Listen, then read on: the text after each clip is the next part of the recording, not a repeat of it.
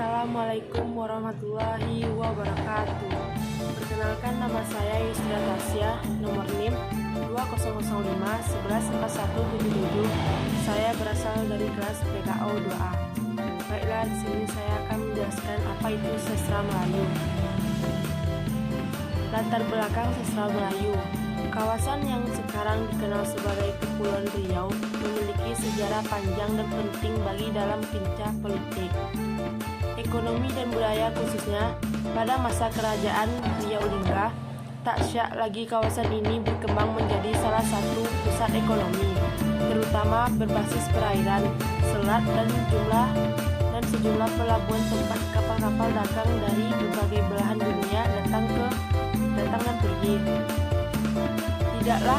Tidaklah mengherankan kalau kolonialisme melirik kawasan ini, melemahkan kekuatan politiknya, merebutkannya, memisahkannya wilayah geografisnya, dan menguasai dalam waktu yang cukup lama. Dan setelah pemerintahan kerajaan Riau Lingga berpusat di penyengat abad ke-19, sejarah Kepulauan Riau, tepatnya kerajaan Riau Lingga, sejarah Kepulauan Riau, tepatnya kerajaan Lingga, memasuki babak baru di bidang kebudayaan, yaitu muncul dan berkembangnya tradisi intelektual yang ditandai dengan lahirnya karya-karya sastra dan ilmu dalam bahasa Melayu. Kerajaan Riau Lingga, ilmu dalam bahasa, karya-karya sastra dan ilmu dalam bahasa Melayu.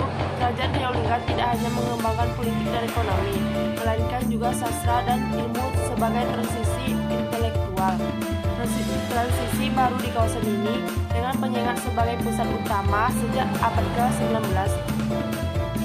Sejak abad ke-19, ada hasil-hasil sastra berbahasa Melayu yang tidak ditulis oleh orang-orang yang berasal dari Kepulauan Riau atau Sumatera. Juga bahasa yang dipergunakan akan sulit disebut sebagai bahasa Melayu yang murni atau bersih. Bahasa Melayu yang dipergunakan oleh pengarang itu bukanlah bahasa Melayu tinggi, melainkan bahasa Melayu rendah atau bahasa Melayu pasar.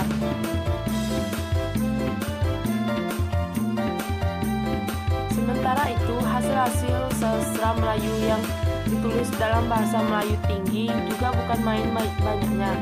Kesastraan Melayu termasuk kesastraan yang kaya di Kepulauan Nusantara. Banyak hikayat, syair-syair, pantun-pantun, dan karya-karya sastra yang indah-indah dan usianya sudah berabad-abad. Hikayat Semiskin, hikayat Hang Tua, hikayat Indra Bangsawan, hikayat Amir Hamzah, syair Bidasari, syair Ken Tambuhan, dan sejarah Melayu ialah beberapa di antara karya-karya sastra Melayu Riau. Pengarang-pengarangnya pun tidak sedikit, terutama berasal dari lingkungan ulama dan kesultanan di Kepulauan Riau.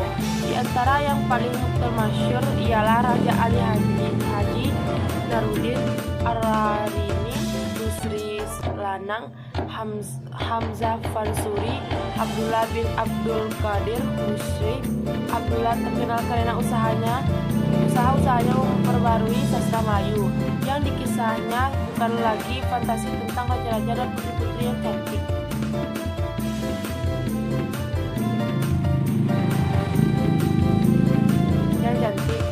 Melainkan kehidupan sehari-hari. Ia hidup pada paruh pertama kehidupan sehari-hari. Ia hidup pada paruh pertama abad ke-19 dan menghasilkan karya-karya yang sekarang telah menjadi klasik. Antara lain syair dari Singapura Terbakar dari tahun 1830, kisah pelayaran Abdullah dari Singapura ke Lantang tahun 1838, hikayat Abdullah bin Abdullah Musir tahun 1894, dan kisah pelayaran Abdullah ke negeri Jeddah 1849. Perbedaan bangsa yang menjajah menimbulkan perbedaan pula dalam pertumbuhan kebudayaan, cita-cita, politik, dan pola pikir suku-suku bangsa yang ada di wilayah Nusantara. Meskipun demikian, penduduk wilayah-wilayah yang terangkum dalam jajahan suatu bangsa penjajah yang merasakan nasib dan penderitaan yang sama, sehingga perhubungan antara penduduk daerah yang semula disebut Nederlands Hindia Belanda semakin erat. Perasaan tak puas karena menjadi hamba di tanah air sendiri menyebabkan timbulnya perlawanan berupa pemberontakan bersenjata di berbagai daerah.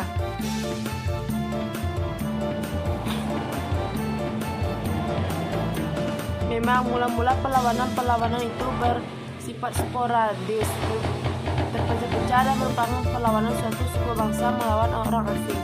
Namun saat itu yang dianggap oleh asing itu bukan kulit putih, melainkan juga semua suku bangsa yang lain.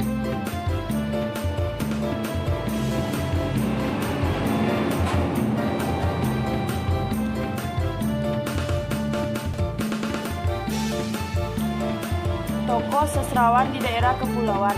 Gelombang pertama pengarang di Kepulauan Riau sejak abad ke-19.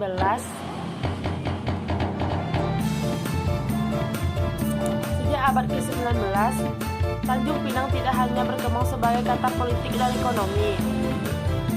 Lebih dari itu, ia telah berkembang juga sebagai kota budaya. Hal itu ditandai dengan munculnya transisi intelektual dengan sejumlah cendekiawan tradisi.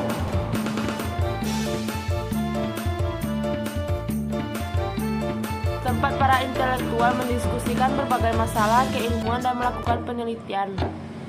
Di sini lahir pula penerbit resmi yang mempublikasikan karya-karya para perjuangan. Ini merupakan babak baru sejarah Tanjung Pinang. Tokoh yang merintis transisi kepengarangan di Tanjung Pinang adalah Raja Ahmad bin Raja Haji Fisabilillah. 1.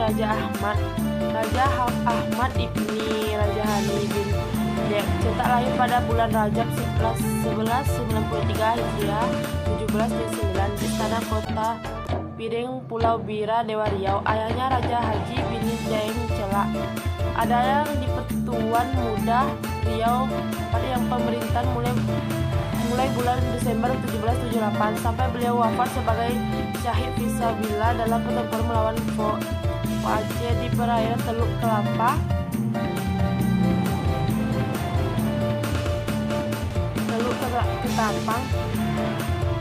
Melaka pada 18 Juli 1989. Ayahnya inilah yang dianugerahkan pemerintah Indonesia gelar pahlawan nasional.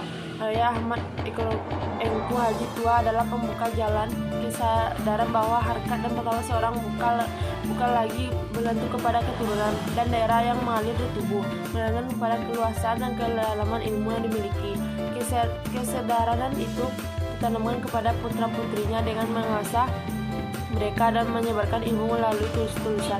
Selain Raja Ali Haji, putri yang bernama Raja Saleha juga dikenal sebagai penulis kisah.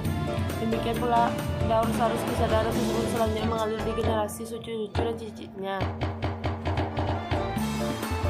2. Raja Ali Haji. Raja Ali Haji dilahirkan di Pulau Penyengat, sekarang masuk wilayah Kepulauan Riau, Indonesia pada tahun 1808 dari ayah bernama Raja Ahmad bergelar Engku Haji Tua dan seorang ibu bernama Engki Hamidah binti Panglima Malik Selangor.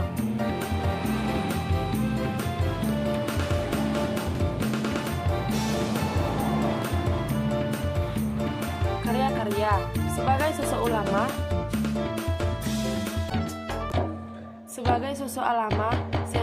sejarawan budayaan,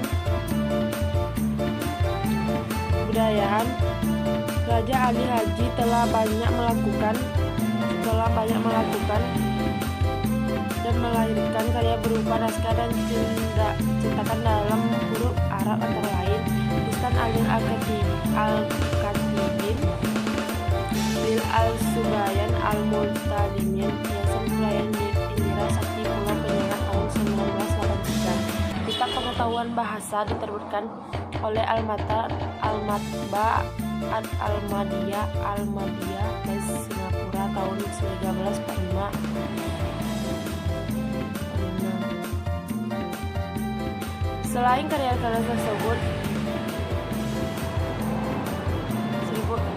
di atas, Raja Ali Haji juga memiliki karya-karya cetak dalam huruf Latin antara lain Eneserer Dewa Astanol.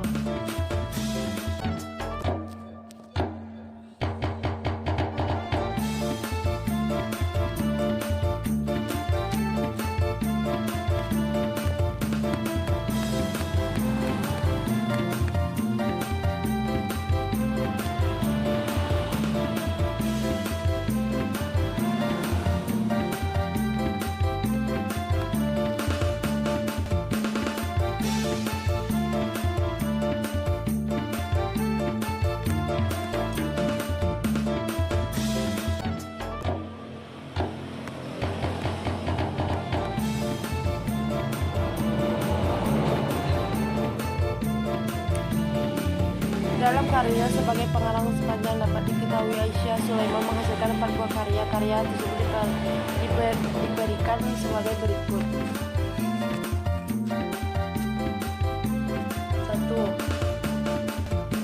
Hikayat Syamsul Anwar atau Hikayat Badrul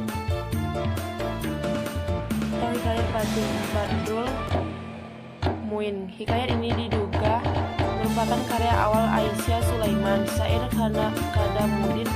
Karyanya ini terbuka pada 1345 atau 1926. Menurut beberapa peneliti, syair ini ditulis sebagai beliau pindah ke Singapura. 3. Hakikat Salim Al-Akbar. Hakikat ini baru ditemukan sejak Aisyah Sulaiman meninggal dunia pada 1929.